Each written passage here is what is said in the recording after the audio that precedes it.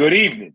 Good evening. Good evening. Good evening. I am rolling dolo at the moment, but that will change very soon. So at the moment, I am tonight's entertainment for the evening until spam risk is calling me as I get going. Vic Jr.'s on the way. Germ So True's on the way. I don't know who else is on the way. Happy Halloween. We're going to get this live going. I'm going to share the link. Get comfortable. Get going. We got a good show plan. We're going to try and go fast today. You know, we got a lot of things we got to cover in a short amount of time, but nonetheless, we should be all right. What's up, KG? I say KG is in the building. KG, I know you feeling good today, better than probably what you've been feeling the last few weeks. There's Vic Jr. I certainly think still, KG, you know, Obviously, I picked the Broncos as my AFC pick to represent the AFC in February. Kind of, you know, backtracked off that for good reason, in my humble opinion, just seeing what's happening. Clearly, it's going to take a little bit longer than expected for everything to come to fruition over there in Denver. But I still wholeheartedly believe at some point, Russell Wilson will be in February with the Denver Broncos. I still believe that. I also believe the Denver Broncos are going to be competitive for a few years to come as long as he is at the quarterback position. What remains to be seen is the head coach, the right head coach. And honestly speaking, Vic, just through the first few weeks of the season, I can confidently say that I don't think he is the right head coach. I mean, they did some good things yesterday. Russ probably had his best game overall over there in London. They won the game 21-17. Nothing dominant, but nonetheless, it felt like their most complete game that they've had all season. And Russ made some big plays. He made a couple really, really nice throws. That nice one early in the first half got him together. And so, you know, I'll let you jump in, Vic, here on just how you feeling tonight. And then if you want to start it off, wherever you want to start it off, as I post the thread. Yeah, man, you know, Halloween night, kids always want to get involved with these kind of things, even though if you don't want to really get involved with Halloween as, you know, the Christian guy that I want to be in my life these days, Mo. You know what I mean? So, you know, just taking care of my kid real quick there. Sorry, I'm late for a few seconds. It's all good. Yeah. You know, the Broncos, man, it is kind of disappointing because you would think that by now they would have probably picked up a little bit, be stronger offense. You know, they have the pieces. They have an X receiver. They have the Z receiver, you know, the ideal types, you can say, and Cortland Sutton and, you know, my guy, that doesn't Jerry Jeudy. Jerry Jeudy, a route running supreme. You know, perfect X and Z receivers right there, with some talented tight ends. They had the blocking. They had their running backs. Unfortunately, there's injuries. You know, that's part of football. But, you know, you would think that by now they would have had an explosive offense that you think they can have. And so far, it hasn't been there. Now, is it the quarterback? Is it the coaching? You know, we've seen a little bit of the playmakers open and doing their thing. So, you know, it could be a mix of different things. But, you know, hopefully they do pick it up because it's a talented, very talented football team, especially defensively. So, no doubt. Shout out to KG. I know he was giving me a hard time a couple of weeks ago, like, what up with Russ, Vig? Those are the best in the world. So, you know, it is what it is, man. Football has been it's been crazy this year. You see Brady, the situation of Brady going through, Rodgers, you know, is it a little bit of regression on them? Is it a regression on the overall football teams, coaching? It's been a shift. There's been a big shift in from the old school guys to the new school guys. So no doubt. No doubt about it. So the thread is up in the group. We kind of teased it a little bit. Hopefully we will get around to it. Hopefully we have the time to get around to it. But if not, that's okay. Vic, let's go through a quick recap. I'm going to go through the games, say a one-liner, let you get a one-liner, and then we'll move on to the next one and then see what we can get. Obviously, we want to talk about the big news about Roquan Smith, which we will talk about once we get a little further into our program. So, everybody in the comment section, popcorn pop. Hopefully your kids are home. Kids should not be out this late trick-or-treating. Okay, I just came home. I had to drive through a mile of fog and kids walking and running with all kind of extracurricular activities happening. And it was a very, very frustrating home stretch. But we made it, and we're here. So let's get cracking. Panthers and the Falcons. The Panthers won that, as far as the Falcons won that game 37-34. The Falcons are now first place in that division. And I think, honestly, number one, nobody saw that one coming. Number two, and we'll talk about Geno later, but Marcus Mariota has also been one of the most surprising factors of this season. He's not playing great, but he's playing pretty good. And he's keeping them on time. He's keeping them on track. He's able to make plays with his legs. He's able to extend plays and just make just simple throws, simple reads, simple decision. And then, honestly, that defense is not as bad as what the score indicated yesterday. So I think Atlanta moving forward has a lot of good things in place. We'll see if they can sustain it. I don't think they'll close it out with first place in the division. But nonetheless, a very good win for a very good season so far for the Atlanta Falcons. Yeah, I mean, they traded a Deion Jones, the linebacker. Remember him? The kid was impactful. And, there was regression there. Again, linebacker is the running back of the defense, man. And those guys take a pounding on a game-to-game, play-by-play basis.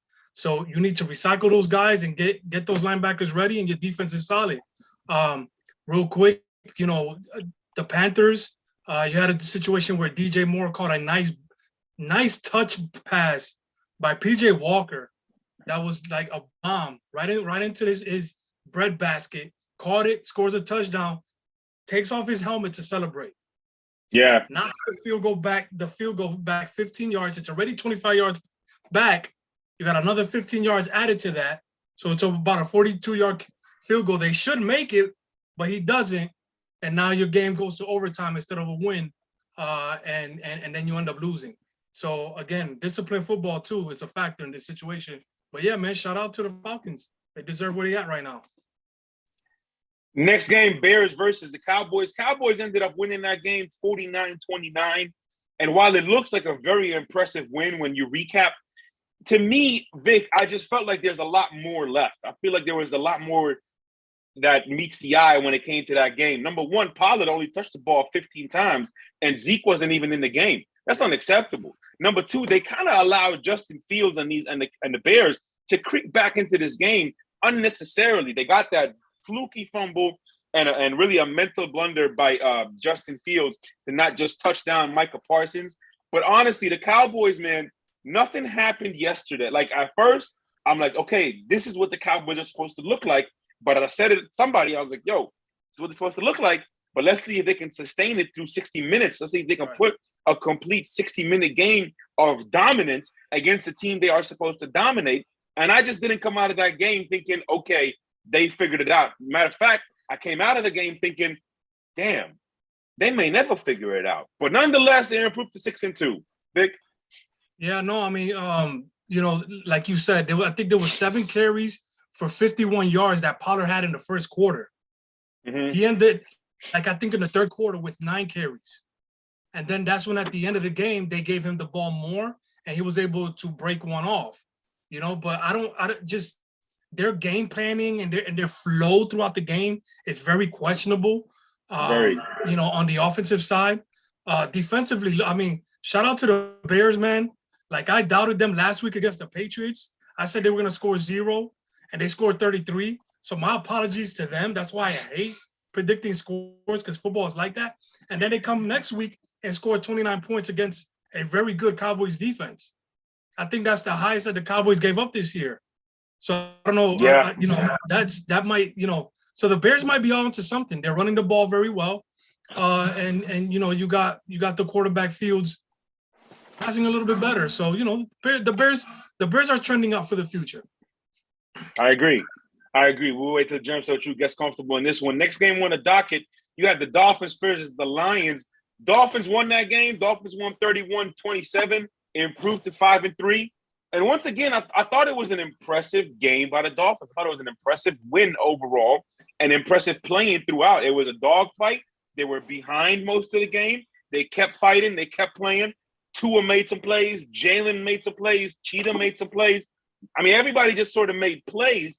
And I thought, again, I don't believe in that head coach, but that locker room in Miami is a really good – the locker room has a very good chemistry together. Yeah. And I got to give Tua credit, man. Tua is playing exceptional. I'm not going to crown him, right? But he's playing exceptional. They're 5-3. Vic? Again, I mean, like I said, there's a wave of new quarterbacks coming in that are kind of, trying to put their handprint in this league right now. Facts. At the end of the day, but it's going to be January and February. Same thing for Lamar. Same thing for Tua. Same thing for these younger guys. Mac Jones needs to pick it up. Zach Wilson needs to pick it up. These are all guys that we were very high on. So, they need to elevate to see if they're going to reach that elite class. So Tua, I mean, bro, listen, we knew that he was going to be that quarterback that's going to get the ball accurately on these horizontal routes, very heavy mesh concept type of system that they run for him. But so far they're doing it. Both receivers, Jalen Waddle and Tyreek Hill, have been outstanding. So credit to Tua. Credit to Tua for getting them the ball. 100%. Vic, hey, so let me say this. This is what I want to say about the Dolphins. Y'all talk about the offense. Let's talk about that defense. That defense has some really good pieces on it. The secondary is playing very well. But most importantly, I think the biggest thing is some of those picks and some of those players that they have that are meshing there on that offense, on that defensive line and that linebacking core, they're looking pretty good together. And they are doing very good when they go to that zero look and they give those teams some of those pressure packages that they have from that zero look, they are getting a lot of pressure. They are making they're speeding these quarterbacks up. They're making and forcing them into bad decisions. I like it. That is a championship caliber team. We're looking for them, and we're going to be looking forward to them later on in the year. Agreed. 100%. I like it. I don't know if we're talking about, speaking of championship caliber teams, but let's see. Cardinals versus the Vikings. Vikings won that game 34-26. We talked about it on the pregame show yesterday, Vic, a little bit. I don't know when Kirk Cousins became the swaggiest quarterback in the league, but I'm liking it. I think they have a really, really solid foundation that has been built back up, and I give them a lot of credit. As much as I respected Mike Zimmer, we kind of knew his time was coming to an end. He needed to go. They needed a new face. They needed fresh voices. They needed a fresh energy and just a younger feel, a more modern feel to the game to them. And Kirk has been playing exceptionally well. Kirk is in the MVP discussion. Make no mistake about it. And I thought that was a very, very solid win for him. And they are now 6-1 and 4 games ahead of the Packers in the division. Vic? Yeah, I mean, I would like to study them more to see if they're what kind of changes they've done. Has there been something different in the passing game? What kind of offense are they running now as opposed to before? But yeah, man, I guess Kirk is just being more efficient. The connection that he has with Justin Jefferson has just been like elite level stuff right now. And and then they still got Adam Thielen. Irv Smith has kind of elevated his game at the tight end / receiver position, the joker position that they like to use tight ends now in these new offenses. So listen, consistency is something we talk about, and that's what we're getting out of the Vikings right now. And shout out to them. We're not gonna, they like you alluded to them before. They're like that girl at the one that's so pretty, everybody's attracted to, and then they kind of end up screwing you at the end. But we'll see. Right. No matter how fine she is, somebody is sick of her somewhere. Yeah. Hey, I'm gonna say this about the Vikings. I think we finally may have found the new voice that was needed in the locker room. Because maybe the message was outdated. Maybe the players weren't as bad as maybe the message that was outdated. And that's where I think we're starting to get a little bit more consistency out of all of the players. But most importantly, I mean, Vic, we talk about it every year.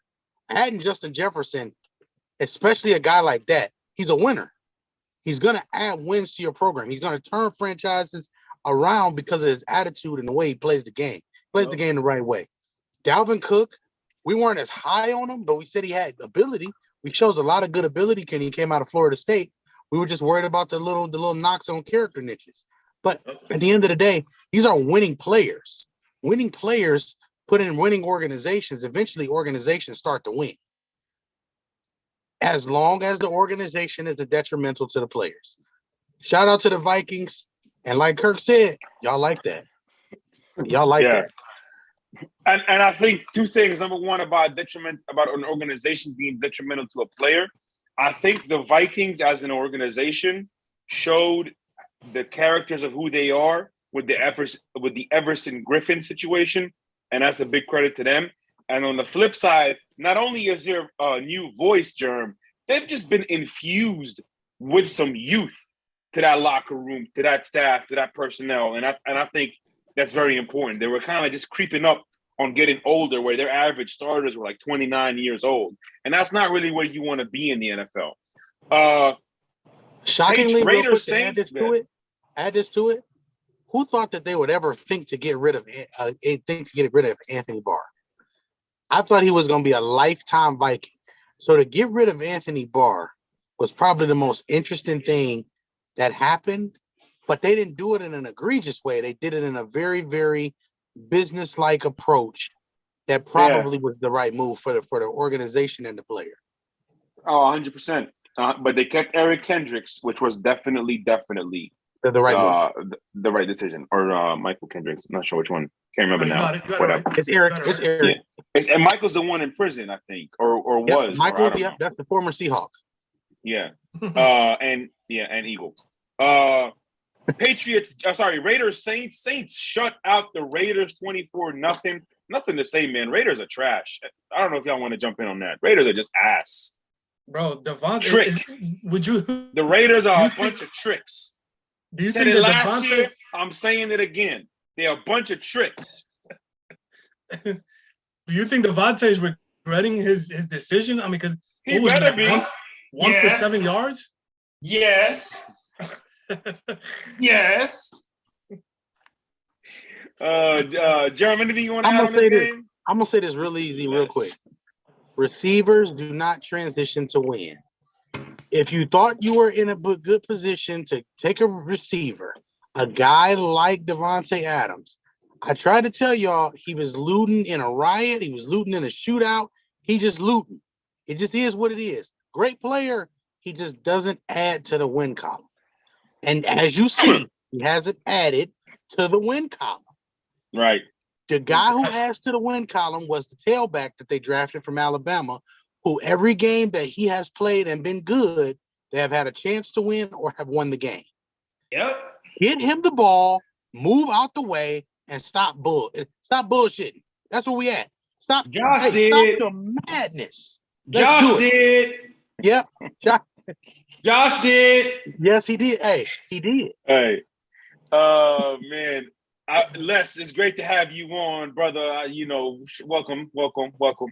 I think you're going to like this next segment. You got the Patriots, just not much talk about there. Patriots were, whatever. 22-17 Patriots win. Next game, Steelers versus Eagles. Domination by the Eagles. Me and Jerm were talking about it this morning. None of us really saw this coming with Jalen Hurts. He is sensational. And I don't know what else to say. He is absolutely sensational. He's the leader in the locker room. He was the leader from day one in that locker room. He's very strong with his intermediate throws, Les. He's very good at his deep throws. And then he's understanding what it takes with quick throws. With quick throws, it's see it, spin it. Where a lot of these young quarterbacks with their first reads, they'll see it and hesitate. Not Jalen, man. He sees it, he spins it. Run game's on point. Offensive line is on point. And the defense, Germ, is probably the most improved defense from the last couple of years. MVP. I wouldn't be mad. Say it with me. MVP. And the P is for pay that man. Hey. Hey. MVP. Most voluptuous payment. Now, with that being said, Whoa. yeah, voluptuous. Voluptuous is big. Nah, we don't. You know, We don't use voluptuous when referring to a man. Yeah. No, but his pockets, Yeah. can be voluptuous. Hey, with that being said, though, the best thing about this for Jalen is this, though. I say this to everybody, and people get mad at me. The quarterback position and most positions that we play in college, you are not going to get better playing in college at those said positions. Why? Because it's a reason why it's a difference in the strength and conditioning programs that you work in the NFL and in college. There's a difference in the coaching. There's a difference in a lot of the things, the game preparation and everything. So with all of that being said, Jalen wasn't going to grow in Alabama in that film room. It was going to take him to get to an organization with a good quarterback coach that was going to work with him, figure out his strengths and highlight those strengths and focus in on those. They did that, but not only did they do that, they doubled down on his strengths. Jalen has always been very, very talented when it came down to being able to see it and spin it. The issue is when they took those took those quick throws in college, and he kind of got himself in trouble. This Jalen is not in trouble. The deep accuracy to be able to throw up and down the sidelines, in between the hashes, outside the hashes, all those different things that we talk about quarterbacks struggling with, and this is all quarterbacks. He's doing it at a high level. Shout out to the AJ Brown signing, which is bigger than we thought it was going to be, but I like it. I like it. Jump in, Les. Can I say something? Man, I got to say something about Mr. Jalen Hurts, my MVP. This is what I'm going to say. I am not surprised at the progress that Jalen Hurts has made from the time we first seen him as a true freshman at Alabama to what we seen yesterday. You know why he is doing what he's doing? Because he has an established work ethic. He has not let anything get in his way. He let nothing get in his way. We got to remember, he went to a national championship game as a true freshman. Right. Played against probably one of the best college quarterbacks we've seen in the last 10 years in Deshaun Watson and that Clemson defense. Right. And he was fired a while that game. If we go back to 2018, I think it was, or whatever it was. He's had an established work ethic from the time he was a little kid, because they used to show the work. I used to go to work with his father and everything. I remember seeing that on ESPN. So he has an established work. He was never going to let anything get in his way. He got benched at Alabama, but guess what? He came back stronger. He graduated from Alabama, went to Oklahoma, took Oklahoma to the CFP. Heisman candidate. Goes to the Eagles. Oh, he's not this, he's not that. All the things that they said that he wasn't, he has proven that he is. Right. Everything. So Jalen Hurts, I don't care if he's 6'1" or whatever tall he is. He's a really, really good football player. He's a football player. He's an athlete. He's a student. Everything it requires for him to be great. Well, secondly, hold on. This is my last one, Vic, and I'll get to you. You just hold on there, okay? Let me finish this round out. And the second thing, it gives me great hope for Justin Fields. It gives me great hope for Justin Fields. It gives you. I feel like we're gonna make some progress in Chicago. Even though we don't need that much damn draft capital. Hey, let's on his yes we can energy right now. Vic, jump in.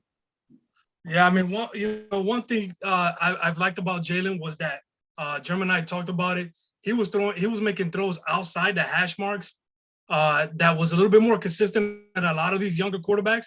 But now that he's putting everything together, it looks like his timing is better. His decision making is much faster. His accuracy has improved, which is crazy, because that's one thing that it's just, it's one of those things that is natural and it has to be within you. And then if shout out to Dennis, who brought up a good point. He has worked with Tom House over the offseason. And that's a quarterback coach that worked with Peyton Manning and several guys that are Brady, big in accuracy. Breeze, Eli, Ben.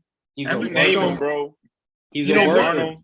Right. And that's one thing, like Alessi alluded to, your work ethic. If you're willing to say, let me get the best help that I can find that is willing to take me in and help me, I can do it. And so far, Jalen has proved everybody wrong. Everybody. 100 mil hurts. 100 mil hurts. 100 mil hurts. Hey, a quarterback heals, however, in a good way. Where are we? Commanders, Colts. Commanders handle their business, won 17-16. Titans, Texans. Titans won that game. They are the quietest 5-2 team in history. 49ers and Rams. The 49ers put it on the Rams, 31-14. Shout out to Steve. Yo, he having fun. He having fun right now. Exactly. He throwing, he catching, he running. They had him play DB second half. Hey man, he threw a touchdown. Looked exactly like he threw a touchdown. You could see that Kyle is putting him in the positions that he needs to be to maximize his talent as he does with all his personnel. That pressure for the defense is starting to come alive. Shout out to DeMeco Ryans, a solid defensive coach and who's making a name for himself as a defensive coordinator in the NFL. Word in the Bay is McCaffrey got a better spiral than Jimmy G. Might not be a lot. Next game, speaking of shouting out quarterbacks, man, Seahawks beat the Giants 27-13, handed the Giants their second loss of the season. Shout out Gino, man. Gino has shown one thing. He can get punched in the mouth and get right back up. Impressive, man. Hey, I'm going to say this. That game yesterday was a great football game. If you didn't like that game, you don't like football. Period. Yeah. That was a great football game. Hey, great game from start to finish. I want to say something about Gino. Go ahead. By the way, Gino. I got you. One second, I got you. Because I got to give Gino some flowers real quick too. Let me tell you something. Gino not only played better than Daniel Jones yesterday, Gino played elite football yesterday. When I say elite ball placement is the word we're going to use for what Gino was doing. Tyler Lockett had a very interesting game for 3 quarters and ends up catching pretty much the game-sealing touchdown late. Man, listen, Geno Smith, most improved player in the NFL, 2022-2023 season. But not only that, if this Seahawks team is a top 4 seed in the NFC, he may have my vote for MVP. Oh. Interesting. Let me say something about Geno. And this is something that I said privately, but I'm going to say it publicly. Mm-hmm. This is the reason why you don't rush quarterbacks out there. I've been saying this with you guys. I've been talking to you guys for a few years now, and I get so upset when they try to rush a freaking 21, 22-year-old playing the most important position in football as a friend. Like you, that's the leader of the franchise. That is the face of the franchise. I don't care if you're Ryan Tannehill or Tom Brady. When you're the quarterback, you are the face. Period. Mm-hmm. You are the leader. You are the general on the floor, on the field. Sorry, my basketball is kicking in. Oh, my basketball's kicking in. Oh, it's my CTE. But you have to give these guys time to develop as people. As people. You Amen to that. Okay, men. I'm gonna break down a little psychology, biology, physiology, terminology. As a man, your brain does not stop developing till you're 26 years old. 26 fully develops at 40. But 26 is when the frontal, you get what I'm saying? Yes, 26 years old. You can look it up. You can That look man up. said the frontal, not the whole frontal. You understand? You understand what I'm Not saying? the Hold on. Just stay with me. 26 years old. We are trying to you're looking at Kyler Murray. You're looking at Kyler Murray. He's only like what, 23, 24? A lot of these guys, we trying to place these guys in leadership positions early and try to have them lead a franchise and do all this stuff when they still trying to fit. They don't even know who they are yet as people. Facts. You mean to tell me I am the man on campus and I'm running through I'm big man on campus. I'm ESPN every Saturday, Heisman. I'm walking into the fraternity, sorority houses. I'm the guy. Now you want me to go in a span of 4 or 5 months to go lead a franchise full of grown men that are playing this game to feed their families. They jump in there.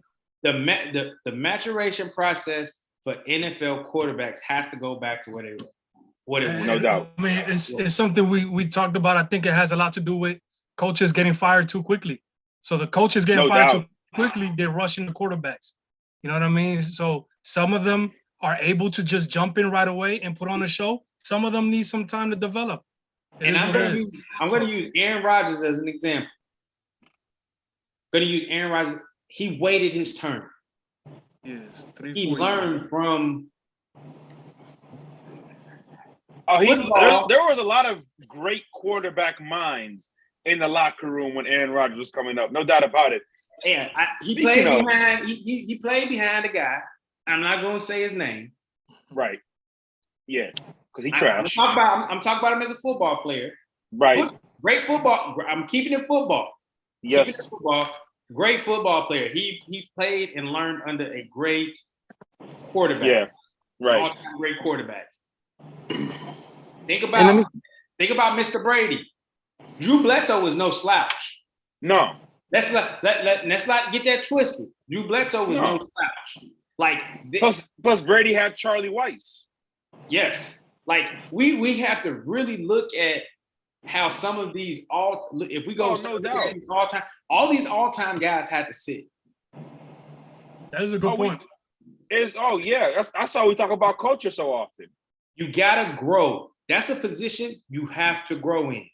You have to grow in that. You have to become. But at the same time, and we got 2 minutes, so we got to roll. At the same time, the learning curve is a little better in today's NFL than what it was 20 years ago. There's a lot more things that can lead to quicker short-term success. And college is a little bit more NFL pro ready. Is also a factor. Yes, but anyways, all right. Packers and Bills, a whole different subject. Bills kick their ass. Thursday we are going to go live early because we got a lot to talk about. Tonight's game, rapid fire style. You got the Bengals versus the Browns. No Jamar Chase. It's really simple for me. Even without Jamar Chase is the best player on the field every time he steps on the field, no matter who else is on the field. But unless Aaron Donald is on the field. But I think even without Jamar Chase, I'm still bro, Jamar Chase is better than everybody around him. That dude is unbelievable. He's a cheat code.